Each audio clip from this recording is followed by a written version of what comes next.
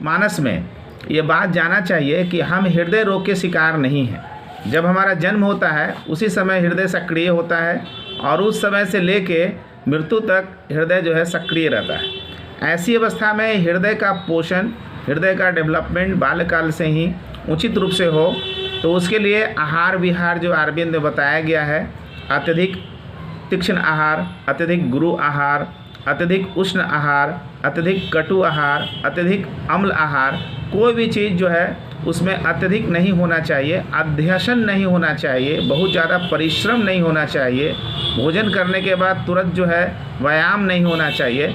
इन सभी बातों का ध्यान आजीवन आपको रखना पड़ेगा। और किस तरह से हम जो है उदर रोग के शिकार नहीं हो, हमारा यकृत प्लीहा, हमारा अग्निमंद नहीं हो, हम ग्रहणी रोग से ग्रसित नहीं हो, हम अतिसार से ग्रसित नहीं हो, हम अर्श से ग्रसित नहीं हो, हम कृमि रोग से ग्रसित नहीं हो, हम श्वास रोग से ग्रसित नहीं हो, हम हिक्का रोग से ग्रसित नहीं हो। इन सभी रोगों का अंततः परिणाम जो है वह हृदय रोग के रूप में आता है।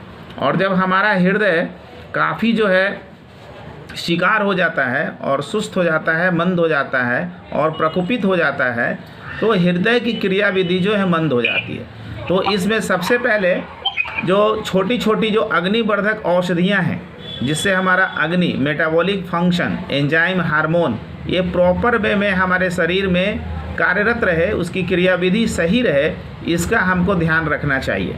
जो व्यक्ति प्रातः अपना दिनचर्या सही रखते हैं उनमें अधिकांश लोगों में देखा जाता है कि हृदय रोग होने की संभावना कम होती है।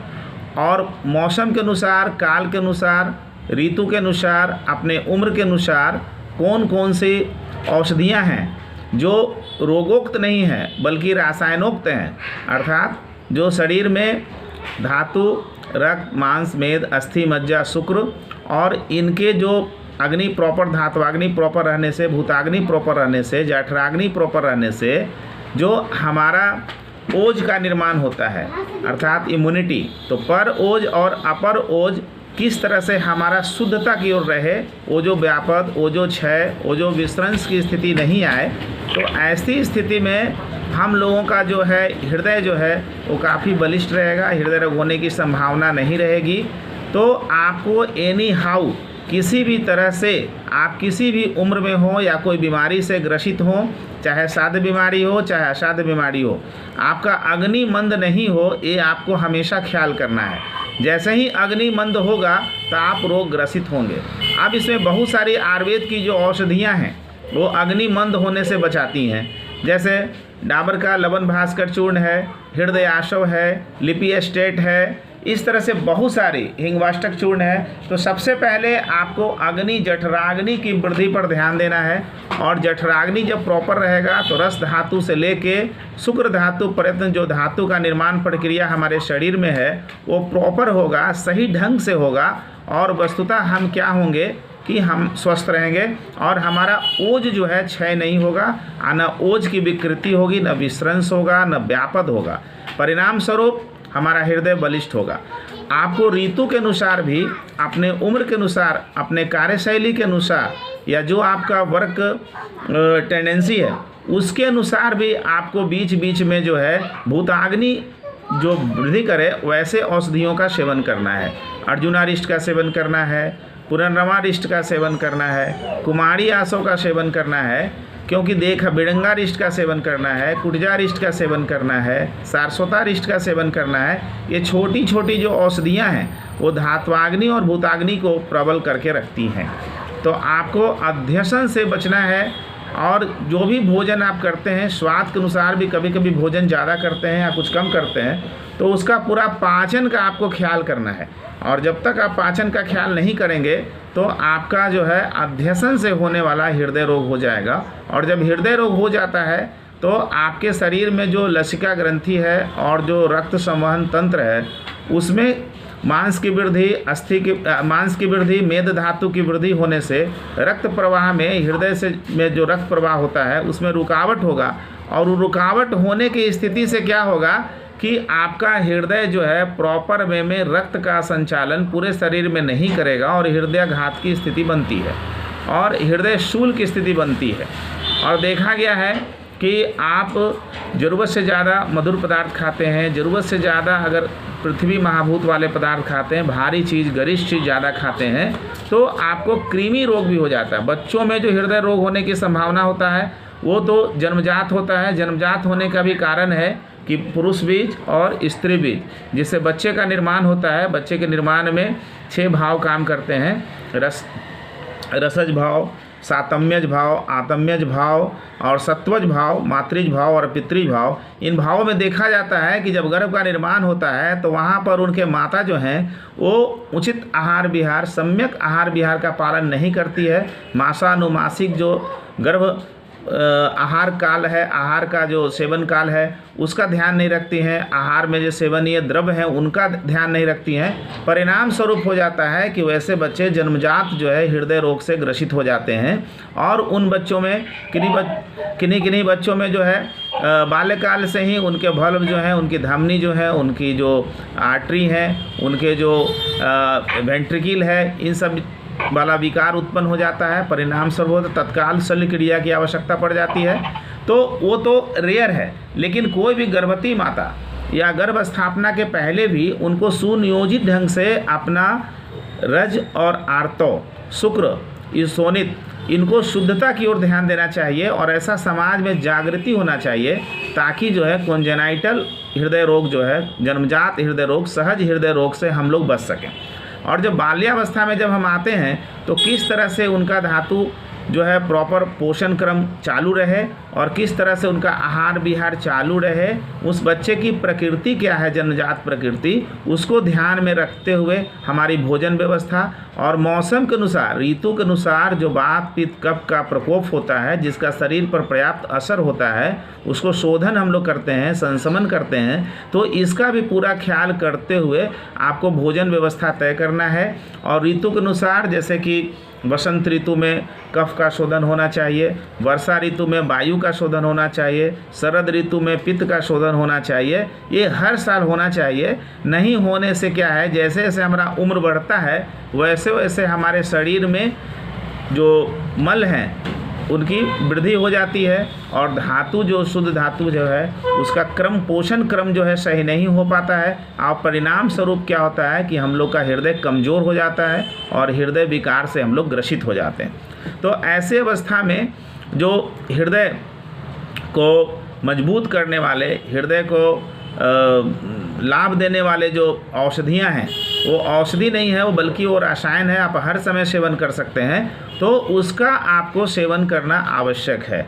और ये आवश्यक प्रकृति परीक्षा के लिए, और कौन सी औषधि आपको किस काल में लेना है, आपका उम्र क्या है, हृदय रोग के अलावा आपको अन्य कौन कौन व्याधि हैं, आपके परिवार में कौन कौन व्याधि है, आपके परिवार में वंशज रोग क्या चला आ रहा है, आपका वर्क आउट क्या है, आपकी कार्यशैली क्या है, आप किस प्रोफेशन से जुड़े हुए हैं, उसके चलते आपका दिनचर्या क्या बाधा हो रहा है। इन सभी चीज़ों को ध्यान में रखते हुए आप अपने निकटतम आयुर्वेदिक चिकित्सक से अपनी प्रकृति दिखा करके, अपनी कार्यशैली का ब्यौरा बता करके उनसे आपको औषधि सेवन करना चाहिए। न कि सीधे गए बाज़ार से सीधे औषधि खरीदे और खा लिए।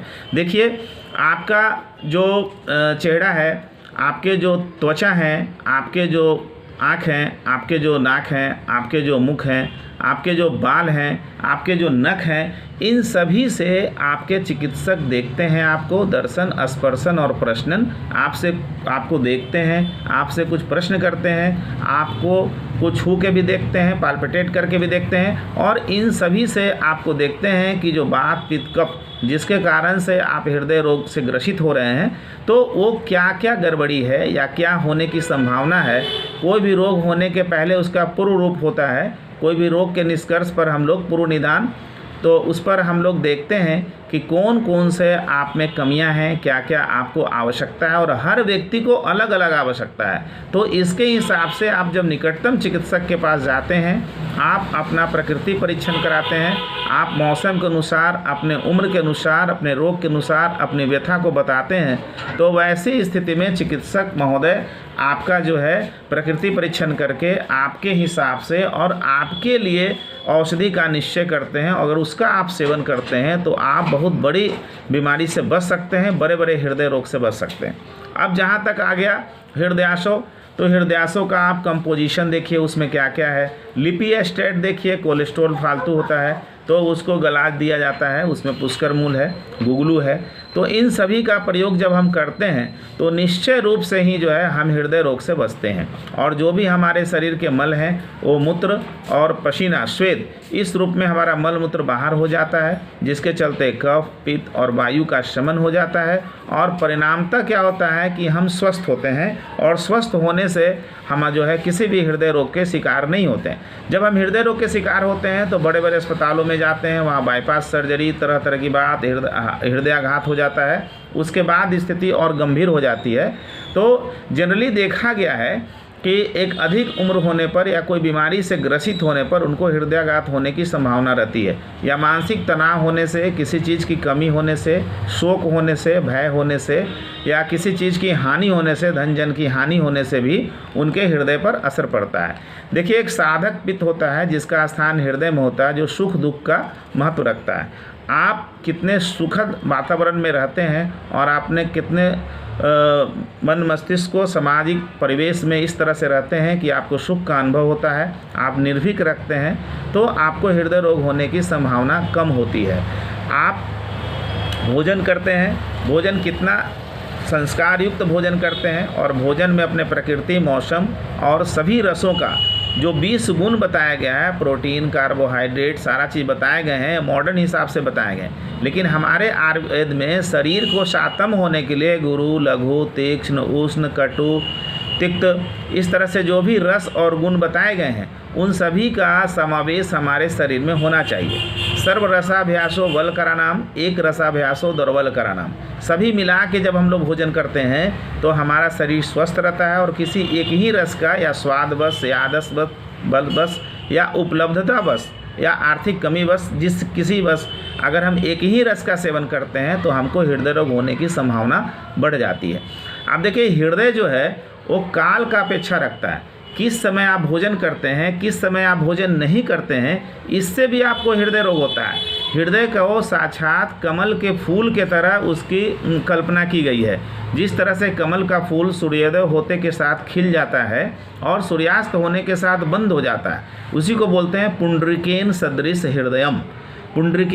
पुंडरीकेन जो है कमल का फूल है, अर्थात जब सूर्य का उदय होता है तो हमारे शरीर में अग्नि की वृद्धि होना प्रारंभ हो जाता है, अग्नि प्रबल होती है। इसलिए सुबह का जलपान हल्का फुल्का, और दोपहर में हम भरपेट भोजन करते हैं। दोपहर में जो भोजन करते हैं तो उसको बोला जाता है कि आराम से भोजन कीजिए, और रात में हम लोग अल्प भोजन करते हैं। संध्याकालीन अर्थात जैसे ही सूर्यास्त होता है उसके आसपास हमारा भोजन हो जाना चाहिए। तब क्योंकि कमल का फूल जो है जैसे ही सूर्य का अस्त होता है तो कमल का फूल धीरे धीरे बंद होने लगता है। तो ऐसी परिस्थिति में पुंडरीकेन सदृश उसको साक्षात हृदय के अनुसार और हृदय का उपमा के रूप में माना गया है। कमल के फूल के तरह दिन में हृदय का मुख खुल जाता है और रात्रि में हृदय का मुख बंद हो जाता है। और हृदय से ही जिस तरह से कमल के फूल नीचे कीचड़ में तरह तरह के जाल बिछाए रहते हैं, है ना, जिससे उसको पोषण मिलता है, उसी तरह से हमारे शरीर में धमनी और शिरा अर्थात आर्टरी और भेन का जाल है। और उन्हीं के माध्यम से जब भोजन का पाचन होता है तो प्राण वायु और ग्लूकोज दोनों जो है हमारे शरीर में संचार होते हैं, तो उसमें कहीं रुकावट नहीं आना चाहिए। जब हम अध्यशन करते हैं, मतलब एक भोजन पचता नहीं है और दूसरा भोजन खा लेते हैं जिससे परिणाम हमारा रस धातु विकृत हो जाता है, और रस धातु का जो विकृत मल है वो है कफ, और वही कफ रक्त संचरण के माध्यम से पूरे शरीर में जब घूमता है तो हमारे जो लिम्फ नोड हैं बढ़ जाते हैं, और वही और घनीभूत हो जाता है अग्नि के मंदता के वजह से, तो हमारा आर्टरी ब्लॉक कर जाता है, और ब्लॉक होने से हृदय में जो है पर्याप्त मात्रा में रक्त नहीं आ पाता है। परिणाम स्वरूप हम हृदय घात के शिकार हो जाते हैं। हृदय का बंद होना और हृदय का खुलना, इसमें बाधा उत्पन्न हो जाता है, और खुलते समय रक्त का नहीं आना, हृदय शूल उत्पन्न होता है, और हमारा ईसीजी, हमारा परिश्रम करने का क्षमता, हमारा जो है सो चलने में हफनी का क्षमता, ये सब हो जाता है। तो सारा समस्या का एक ही निदान है कि आप ज़रूरत से ज़्यादा आप अपना जो है सो रोग को बढ़ाइए नहीं, आप निकटतम चिकित्सक के पास जाएं और हृदय रोग से बचाव के तरीका ढूंढें। सामान्य जो जीवन शैली में सुबह से लेकर दिनचर्या में प्रयोग होने वाले जो वस्तु हैं उस पर ध्यान देना चाहिए। और किसी भी तरह से भोजन जब हम करते हैं तो भोजन का पाचन होना चाहिए, इस पे हमको पूरा ध्यान देना चाहिए। अपनी प्रकृति के अनुसार भोजन किस रस का प्रधान युक्त बनाया गया है, किस मौसम में हम भोजन करते हैं, उसके अनुसार आपको खाद्य सामग्री का चयन करना है और भोजन करना है। इसी तरह से बहुत सारे हमारे आयुर्वेद की जो औषधियाँ हैं वो औषधियाँ रोग को निवारणार्थ तो हैं ही, लेकिन साथ में सर्व सामान्य के लिए प्रयोग के लिए है। आप जब बीमार नहीं भी होते हैं तो भी अपने औषधि को प्रयोग कर सकते हैं। इसलिए हमारे औषधि में लिखा रहता है कि अमुक चीज़ सेवन करने से अमुक अमुक बीमारी में लाभ होता है। आप देखिए जैसे कृमि, बच्चों के कृमि रोग हो गया तो कृमि में भी हृदय रोग के लक्षण मिलते हैं। गृहिणी हो गया, गृहिणी में भी हृदय रोग के उपद्रव के रूप में, हर रोग का उपद्रव कॉम्प्लिकेशन होता है और उस कॉम्प्लिकेशन में हृदय रोग आ जाता है। अब गृहिणी हो गया, गृहिणी माने साक्षात अग्नि की मंदता, अर्श जिसको पाइल्स बोलते हैं, उसमें भी जो है सो आपका उसका कॉम्प्लिकेशन, उसके उपद्रव के रूप में हृदय रोग होता है। उसी तरह से गुल्म रोग होता है तो गुल्म में भी कॉम्प्लिकेशन के रूप में उसके उपद्रव स्वरूप जो है हृदय रोग होता है। कृमि में भी होता है और सभी को श्लोकबद्ध तरीके से हमारे यहाँ कहा गया है। कृमि में तो सीधे बोला गया है कि कृमि में तो सीधे बोला गया है कि आपको 20 प्रकार के जो कृमि हैं और वो कृमि जब शरीर में रहेंगे तो आपको हृदय रोग हो जाएगा। हृदय रोग हो जाएगा, भक्त द्वेष हो जाएगा, अतिसार हो जाएगा और सदनम हो जाएगा, आपको नहीं होता है तो अजीर्ण हो जाएगा, आपको मुंह से लाला स्राव होगा, इन सब कारणों से हो जाएगा। और जब हम स्टेथोस्कोप लगा के हृदय प्रदेश पर हम परीक्षा करते हैं तो साक्षात हमको लगता है कि उनके हृदय गति जो है बहुत तेज़ तरीके से चल रहे हैं। तो छोटे बच्चों से लेके बड़ों से लेके, चाहे अमीबा हो, चाहे उनको संग्रहणी हो, चाहे मेवेसिस हो, कोई भी हो, पानी की अशुद्धता की वजह से हो या भोजन अत्यधिक करने से हो या भोजन सामग्री में अशुद्धता की वजह से हो या भोजन सामग्री में जो केमिकल आजकल के प्रिजर्वेटिव के रूप में प्रयोग हो रहे हैं उनके वजह से हो, लेकिन सभी तरह से जो है सो आपको हृदय रोग पर ही अंत में आता है। अब हम दूसरा उपाय देखते हैं तो किसी भी तरह से हम देखते हैं कि हृदय रोग जो है उससे बचने के लिए हम क्या क्या कर सकते हैं। तो आप किसी भी अवस्था में, किसी भी उम्र में हो, कोई भी मौसम में हो, कोई बीमारी से ग्रसित हो, आपको हृदय पर सबसे पहले ध्यान देना है, क्योंकि हृदय रुक जाएगा तो आयु छीन हो जाएगा। इसलिए सारे अवस्था में हृदय को केंद्र बिंदु मान करके आपको अपना आहार और अपना विहार करना है। अगर हृदय को केंद्र बिंदु मान के आहार विहार नहीं करते हैं तो आप एक्स्ट्रा हृदय रोग से ग्रसित रहेंगे। और हृदय रोग ग्रसित रहने से दूसरा रोग ठीक होगा कि नहीं होगा तो बात की बात है, लेकिन हृदय के मंद होने से, हृदय की गति रुक जाने से आपकी मृत्यु होना निश्चित है।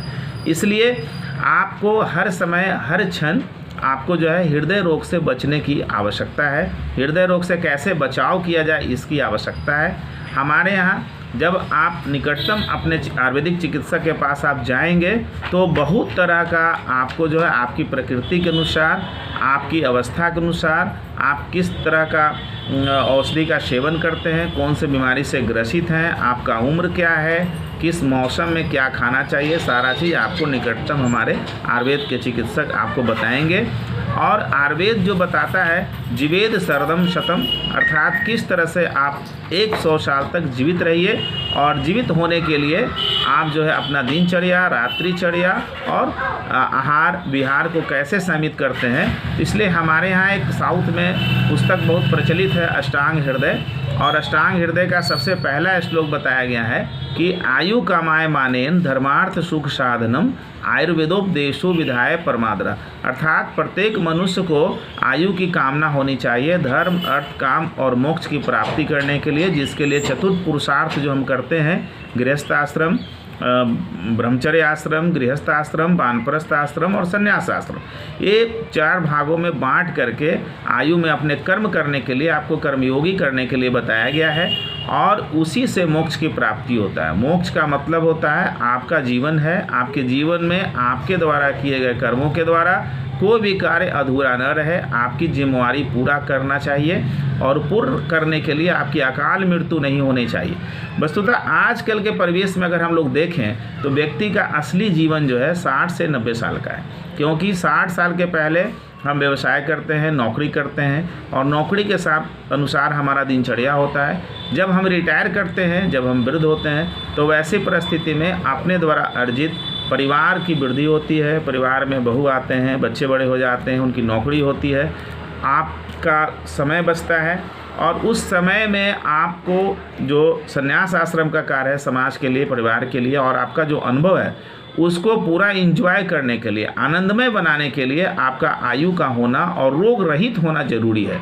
तो वैसे स्थिति में योगा और आयुर्वेद का जब आप सहारा लेते हैं, आयुर्वेद की बहुत सारी औषधियों का सेवन करते हैं, तो आपको अत्यधिक लाभ मिलता है और हृदय रोग से बच सकते हैं। अगर आपको किसी कारणवश हृदय रोग हो गया और आपको कार्डियोलॉजिस्ट या हृदय रोग से आप ग्रसित हो गए, तो आपके द्वारा जो प्रेस्क्राइब औषधियाँ हैं, जो भी आप खाते पीते हो, लेकिन उनके साथ अगर आप आयुर्वेद की औषधि को जोड़ देते हैं तो आपको अद्भुत लाभ मिलता है। अभी एक BSNL के बहुत बड़े अधिकारी जिनको चलने में थोड़ा हाफ होता था, चल नहीं पाते थे, चलने के दौरान उनको लगता था कि हम सांस तेज हो जा रहा है, तो उन्होंने काफ़ी जो है एम्स में जाके कहाँ कहाँ जा करके उन्होंने एंजियोग्राफी कराया, उसमें ब्लॉकेज का परसेंटेज उनको ज़्यादा निकला। वैसे समय में उन्होंने निश्चय किया कि इसको हम बाईपास सर्जरी से नहीं दूर करेंगे और इसको जो है हम आयुर्वेद की औषधियाँ खा के अपना दिनचर्या करके इसको हम सही करेंगे। उन्होंने अनुलोम विलोम प्राणायाम किया, उन्होंने टहलना सुबह चालू किया और हृदयाशो और आपका लिपिस्टेट, आवश्यकता अनुसार नागार्जुनाभ, प्रभाकरवटी, इन सभी औषधियों को जो प्रेस्क्राइब किया गया उसको उन्होंने सेवन किया। परिणामतः देखा गया कि वो अभी तक 18 साल उसको बिता दिए हैं, लेकिन उनको अब कोई कठिनाई नहीं है, औषधि का सेवन कर रहे हैं और चल रहे हैं। अगर हम अंग्रेजी में औषधि का सेवन करते हैं, बहुत सारी दवाई तो हमको खाना ही पड़ता है, तो क्यों नहीं हम आयुर्वेद का औषधि क्यों नहीं खाएं? और खाने से क्या परिणाम क्या हुआ कि उनके अन्य सारे जो बीमारी थे हृदय रोग के अलावा वो भी साथ में लाभ मिला उनको। एक व्यक्ति जो है वो पहले ज़माना का लमरेटा स्कूटर रखते थे और उनको ऐसा हो गया था कि बेचारे स्कूटर चला नहीं पाते थे, स्कूटर को स्टैंड पर नहीं उठा पाते थे, पुराना स्कूटर उसको अपने से बना के चलते थे। और वैसे परिस्थिति में देखा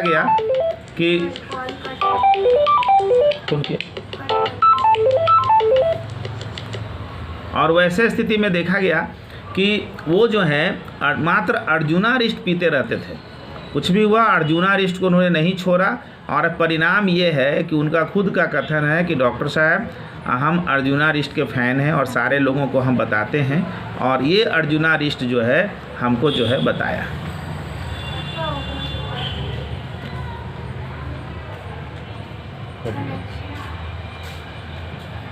हाँ, क्या करें, बड़ा करें क्या? आवाज़ आ रही है। ठीक है, आप कंटिन्यू करें। हाँ कंटिन्यू करें। हाँ, तो ये स्थिति है। अब देखिए, एक जो है हमारे एक बहुत दिन से चिकित्सा के क्रम में एक व्यक्ति जो है हमारे पास आए, उन्होंने बोले कि देखिए हमारी पत्नी का मोटापा बहुत ज़्यादा है और इनका सांस बहुत तेज़ चलता है और ये जो है कोलेस्ट्रॉल भी इनको बहुत ज़्यादा हो गया, जांच पड़ताल में निकला है। तो वैसे परिस्थिति में उनको कुछ नहीं, हमने सोचा कि बयान वायु को कम किया जाए, तो मात्र योगराज गुगलू और हृदयाशो 2 दवाई को, औषधि को हमने उनको कंटिन्यू किया। परिणामतः वो दोनों खाते गए, उनका वजन भी कमा और उनका जो श्वास की गति तेज होती थी वो भी कमा और नित्य ढंग से रेगुलर वो अपना कार्डिक चेकअप कराते रहे और वहाँ उनको सुधार होते देखा गया। आज वो बहुत हैप्पी मूड से काफ़ी अच्छे से सुबह वॉकिंग कर लेती हैं और साथ ही साथ भोजन बनाने में अपने बहू को मदद करती हैं और साथ ही साथ जो है सो आपका अपना जो अर्जुनारिष्ट है और योगराज गुगलू है स्वयं आके अपना ड्राइवर के साथ आके उसको ले जाती हैं और सारे लोगों को बताती भी है। देखिए, आयुर्वेद की जो औषधियाँ हैं वो आप किसी भी रोग से ग्रसित रहें, आपको शरीर का जो निर्माण हुआ है धातु से हुआ, मल मूलम ही शरीरम। शरीर में मल 3 हैं, स्वेद, मल और पुरिस। पुरिस का मतलब मल, मूत्र और पसीना। ये तीनों का शरीर से निष्कासन प्रॉपर होते रहेगा और धातु का पाचन क्रम निश्चित रूप से चलते रहेगा और धातु का पोषण होते रहेगा। जठराग्नि आपकी प्रबल रहेगी और रस, रक्त, मांस, मेद, अस्थि, मज्जा ये प्रॉपर वे में निर्माण होते रहेगा, तो आप निश्चित रूप से स्वस्थ रहिएगा। आप देखिए, एक हम लोग मोटरसाइकिल चलाते हैं, तो मोटरसाइकिल में क्या है कि मोबिल डालते हैं हर 2 महीने पे या 2000 किलोमीटर चलने पे, और साथ में पेट्रोल भराते हैं और चलते हैं। उसी एनर्जी से मोटरसाइकिल से हम लोग गतिमान होते हैं। ठीक उसी तरह से हमारा शरीर जो है वो भोजन है। भोजन क्या है? पेट्रोल है, और जो भोजन करते हैं वो पेट्रोल है। और खाना जब हमारे यहाँ पच जाता है और पचने के बाद उसी से पर ओज और अपर ओज का निर्माण होता है। पर ओज 8 बिंदु के मात्रा में हमारे हृदय को ग्रीसिंग करते हैं, वो ग्रीसिंग करते हैं। जिस तरह से लुब्रिकेट करते हैं, जिस तरह से आप मोटरसाइकिल के लिए मोबिल का प्रयोग करते हैं, उसी तरह से अपर ओज निर्माण होता है।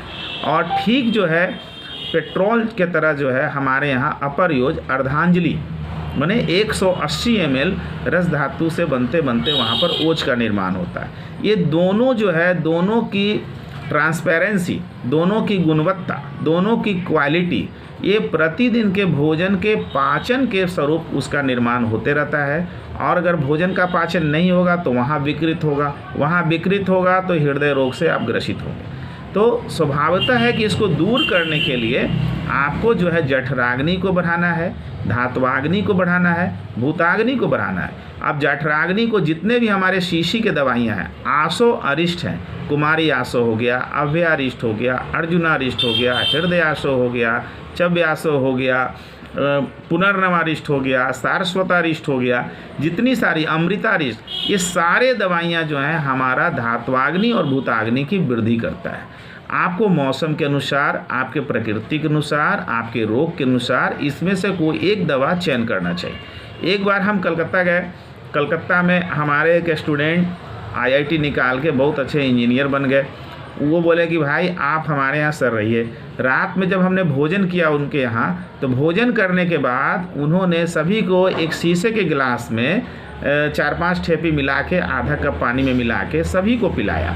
उसमें उनके पिताजी बुजुर्ग थे 90 साल के, वो खुद थे 60 साल के, उनके लड़के जो हमारे स्टूडेंट थे वो खुद थे 26 साल के।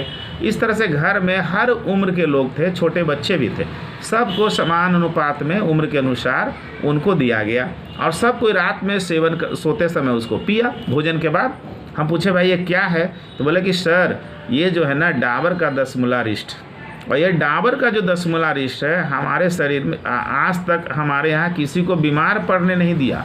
और हम लोग के यहाँ घर में हर 3 महीना में आपके एक जो है हेम्योपैथिक डॉक्टर, एक आयुर्वेदिक डॉक्टर, एक एलोपैथिक डॉक्टर आते हैं। और हमारे यहाँ 6-6 महीना पर लिपिड प्रोफाइल और ECG और सारा जो है हमारे यहाँ जांच पड़ताल की सुविधा है, क्योंकि हम कोई आर्थिक दृष्टि से कमज़ोर नहीं हैं और हम आयुर्वेद पे पूरा विश्वास रखते हैं, संस्कृति पे विश्वास रखते हैं। और जो भी पर्व त्यौहार भारत देश में मनाया जाता है उसमें जो खाने पीने का जो प्रयोग है उसको हम पूरे रूप में अपनाते हैं, क्योंकि मौसम के अनुसार साल भर के लिए ओजोवर्धक अर्थात इम्यूनिटी, रोग प्रतिरोधक, उससे हमारे यहाँ स्टोर हो जाता है। हम चैत में नीम भी खाते हैं, हम आम के दिन में टिकोला भी खाते हैं, और हम अभी पोए का पत्ता भी खाते हैं, मड़ुआ का भी रोटी खाते हैं, ज्वार बाजरा भी खाते हैं। हम सारा चीज़ का प्रयोग करते हैं। लेकिन हम साथ ही साथ रात्रि के भोजन के बाद 10 मूलारिष्ट को नहीं भूलते हैं। और हमारे दादाजी जो हैं वो 90 साल के हो गए, और 90 साल होने के बाद भी उनको चलने फिरने में कोई दिक्कत नहीं है और उनको किसी तरह का कोई बीमारी नहीं हुआ। इसका परिणाम है कि जब वे 26 साल के थे तभी से हमारे घर में योगराज गुगलू 2 गोली और 10 मूलारिष्ट का प्रयोग चलता आ रहा है। सुबह नाश्ता के बाद योगराज गुगलू और रात्रि भोजन के बाद 10 मूलारिष्ट का प्रयोग चलता है। और यही 2 औषधियाँ जो है हमारे पूरे परिवार को बीमार नहीं होने दिया। अब देखिए, इस पर हम लोग चिकित्सा की दृष्टि से विचार करते हैं तो 10 मूलारिष्ट जो है वात, पित्त, कफ त्रिदोष शामक है। कहीं से भी सूरज, चंद्रमा और वायु जैसे प्रकृति को नियंत्रण करता है, ठीक उसी तरह से हमारे शरीर में वात, पित्त, कफ उन्हीं का प्रतिनिधि है, जो हमारे शरीर में क्रियाविधि के हिसाब से हमारे शरीर को नियंत्रण करता है, हमारे शरीर को पोषण करने में प्रदान करता है, हमारे शरीर के हर एक्टिविटी, हर क्रियाविधि को बरकरार करता है। तो आप छोटी छोटी औषधियों को अगर अपने जीवन में अपनाते हैं तो आप बिल्कुल स्वस्थ रहते हैं। उन्होंने ये भी कहा कि दिन के भोजन के बाद हम लोग 2 इलायची मुंह में रख के खाते हैं, परिणाम उसका होता, क्योंकि भाई हम लोग थोड़ा बलिष्ठ हैं, थोड़ा मोटे ताजे हैं, हम लोग का जो वज़न है वो हिसाब किताब से लगभग बराबर से थोड़ा सा ज़्यादा ही रहता है। तो भोजन का पाचन सही से हो जाए, सौंफ और इलायची का भी प्रयोग करते हैं हम लोग, है ना। और रात्रि में 10 मूला अरिष्ट लेकिन हम लोग नहीं भूलते हैं। तो ठीक इसी तरह से ध्यान में आया कि किन्हीं को हम लोगों ने अपने चिकित्सा 20 साल के चिकित्सा क्रम में हमने अनुभव पाया कि बहुत सारे लोग जो चंद्रप्रभावटी है, योगराज गुगलू है, महायोगराज गुगलू है, अर्जुनाभ्र रस है, प्रभाकरवटी है, हृदयार्णव रस है, पूर्णवादी मंडूर है, सप्तामृत लौ है, सुतशेखर रस है, धात्री लौ है, नवायस लौ है और मंडूर वटक है।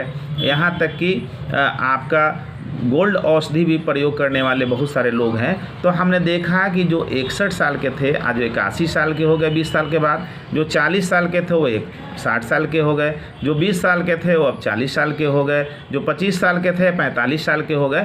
लेकिन हमने एक पूरा निरीक्षण देखा 20 सालों के बाद उन सभी मरीजों में कि जिन्होंने जो औषधि को पकड़ के रखा अपने प्रकृति के अनुसार, काल के अनुसार, या हर 3-4 महीने पे डॉक्टर से मिल के, अपने चिकित्सक से मिल के प्रकृति के अनुसार और काल के जो प्रकोप काल है और समन काल है, इसका विचार करते हुए जिन्होंने जो औषधि का सेवन किया, उनमें न रक्त की कमी हुई, न रस की कमी हुई, किसी भी धातु क्षय वाले बीमारी नहीं हुआ, वात का प्रकोप और वात के क्षय वाले बीमारी नहीं हुए, पित्त के प्रकोप वाले बीमारी नहीं हुए, कफज कोई बीमारी नहीं हुआ, और यहाँ तक कि जो असाध्य बीमारी से ग्रसित थे उनकी असाध्यता भी अधिक बढ़ा नहीं, और वहीं से वो दवाई औषधि सेवन करके अपने आप को, अपने उम्र को, आयु को बरकरार किए हुए। ये प्रत्यक्ष हमारा अनुभव है। इसलिए पूरे समाज से हम अपील करते हैं कि आप सबसे पहले आयुर्वेद का जो फंडामेंटल पार्ट है कि आपकी प्रकृति क्या है, और आपका प्रकृति गर्भकाल में बना है। आपका जो प्रकृति है वो माता के बीज से, पिता के बीज से, आपके शरीर में जितने कठोर अंग हैं पिता से बने हैं, जितने सॉफ्ट अंग, मृदु अंग हैं, सब माता से बने हैं। ददिहाल ननिहाल से आपका शरीर का निर्माण हुआ है। जब आप गर्भ में रहते हैं तो गर्भवती माता जिस तरह का भोजन करती है उससे आपके शरीर का निर्माण हुआ, उसको बोलते हैं रसज भाव। और उसमें से कितना आपका सातम हुआ, कितना आपने पचाया, कितना आपके शरीर के अनुकूल रहा, आपके शरीर में हानि नहीं किया, उसको सातम्यज भाव बोलते हैं। और किस तरह का परिवेश में आप रहे उसको सत्वज भाव बोलते हैं। और जो गर्भ पूर्व जन्म से आ रहा है उसका जो है आत्मा का क्या संस्कार रहा, पूर्व जन्म का संस्कार क्या रहा, उसको आत्म्यज भाव बोलते हैं। और 6 भाव से गर्भ का निर्माण होता है और उसी गर्भ से आपके शरीर की प्रकृति बनती है, और उसी प्रकृति के अनुसार अपने आहार विहार को आप सेवन करेंगे तो निश्चय रूप से आप स्वस्थ रहेंगे। क्योंकि हमारा 20 वर्षों का अनुभव है और 20 वर्ष से पहले भी 10 वर्ष का अनुभव रहा, जब हमने अपने विद्यार्थी जीवन में, आयुर्वेदिक विद्यार्थी जीवन में हम अपने बहुत सारे गुरुजनों को देखे तो इस तरह का प्रयोग उन्होंने बहुत लोगों को कराया है।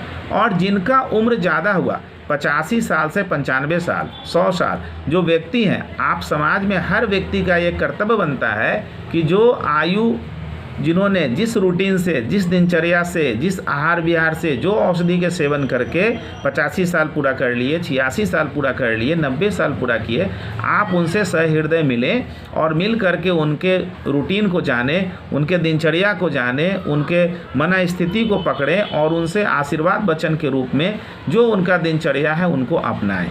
जब आप ऐसा सर्वे करेंगे तो आप निश्चित रूप से पाएंगे कि उन्होंने 1, 2, 4 अपने जीवन में आयुर्वेद की औषधियों का सेवन किया है।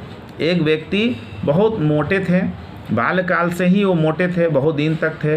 उन्होंने एक मंडल का मतलब 42 दिन, एक आरोग्यवर्धिनी नाम की दवा है जो एक तरह से हृदय रोग के लिए रसायन है, चर्म रोग के लिए रसायन है, सारे तरह से रसायन की तरह प्रयोग आता है उसका। उन्होंने एक मंडल, साल में एक मंडल अर्थात 42 दिन आरोग्यवर्धनी बटी का सेवन हर साल किया। आज उनका उम्र 88 साल है और आज भी वो करते हैं। साल में 42 दिन आरोग्यवर्धनी बटी खाते हैं, उनको कोई रोग नहीं, निरोग हैं, लेकिन फिर भी साल में 42 दिन आरोग्यवर्धनी बटी का सेवन करते हैं। ठीक इसी तरह से हमने एक बुजुर्ग को देखा कि चंद्रप्रभा बटी और योगराज गुगलू 40 वर्ष के उम्र से खाते आ रहे हैं। आज वो 92 साल के हो गए हैं और धीरे धीरे स्मृति, नहीं उनका कोई स्मरण शक्ति में कमी हुआ, नहीं उनका जो है यादाश्त कमा है। और आज के बुजुर्गों में देखा जाए तो 60 साल के बाद स्मृति भ्रंश अर्थात भूलने की बीमारी बहुत अधिक हो रही है और लोग चिड़चिड़ापन अधिक आ रहा है। तो ये सब का कारण जो है कि आपके शरीर में रस धातु का क्षय हो रहा है और रस धातु का निर्माण नहीं होना, रस धातु का क्षय होना, रस धातु का विकृति होना, भोजन के बाद जो पहला आहार रस है जो पचता है, पचने के बाद उसी से शरीर का पूरा पोषण होता है, वो अगर सही से निर्माण नहीं हुआ, भोजन का संस्कार युक्त भोजन नहीं हुआ, रुचिकर भोजन नहीं हुआ, है ना, सुपाच्य भोजन नहीं हुआ, तो आपका अग्नि जो है मंद हो जाएगा और आप उसी रस धातु के विकृति से हृदय रोग के आप विकार बनेंगे।